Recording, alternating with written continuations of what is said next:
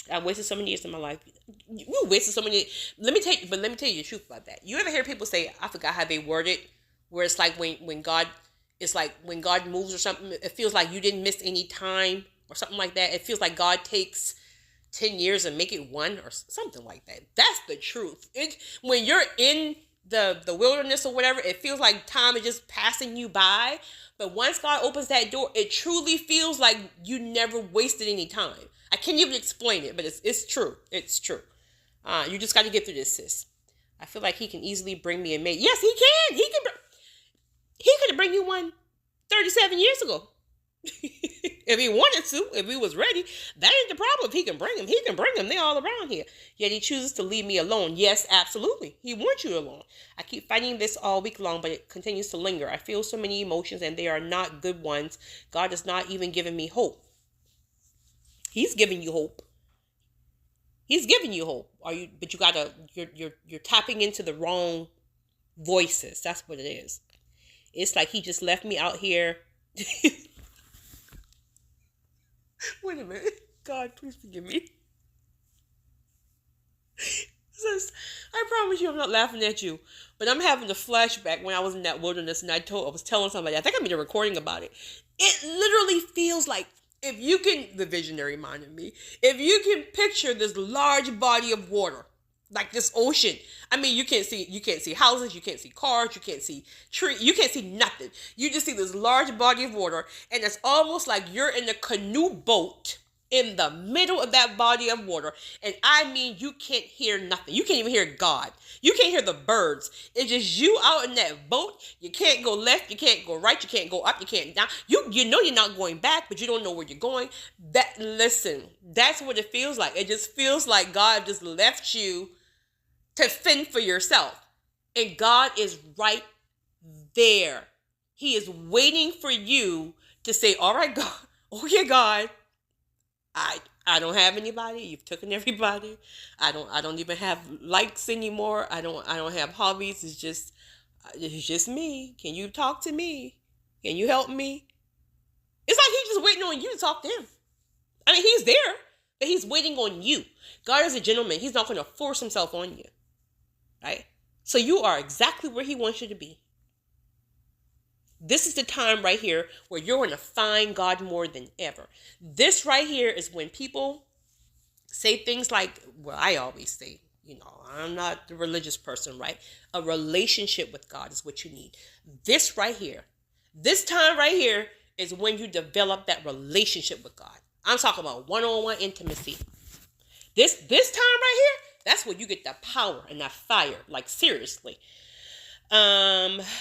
So I get it, sis, but you are not alone in your little canoe boat. Bless your little heart. Oh my goodness gracious. I feel like God has left me astray. Where am I? I keep fighting for this all week long. Where am I? I think this God does not even give me hope. It's like he just left me out here. How can one honestly continue to hold on to faith even when there's nothing to give you hope? Everything I have experienced and suffered over my life, all of the healing and work I've done. Oh, great for you. You put the work in. I feel like it will be lost. No. It will not be lost. It's transferring over to next season. It's transferring over to due season. Am I not deserving? Who told you that? Why do you feel like you're not deserving? That's still going back to that trauma wound somewhere in childhood. What have I done so horribly that I'm not deserving of a partnership? You're very deserving of a partnership. Thank you so much, sis, for listening. I feel like I can encourage others to pray and lean towards God even when he doesn't show up for me. Sis, he is going to show up for you.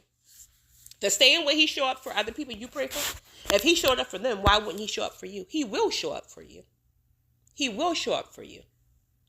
So just keep pressing, sis. I know it's hard. You just got to get past this season. You just got to get past this season.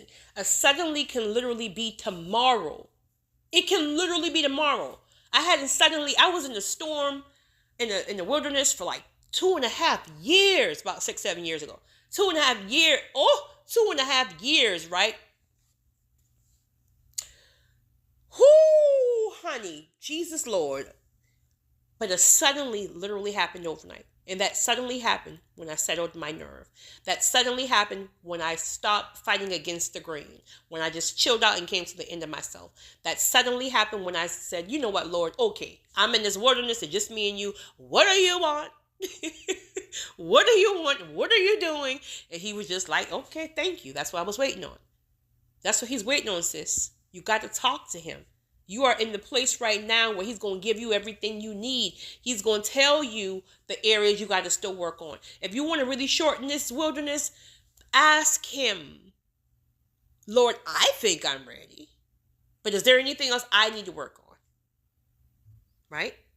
Have I done it all? And you're just working on the other side because you know this man probably got some issues going on and you got to work on him because you want me to have the best, right? Ask him. He will tell you. But don't give up, sis. This is where most people miss it. They give up when things get difficult. Many are called, few are chosen. Will you answer the call? It's your girl, Kizzy Rock.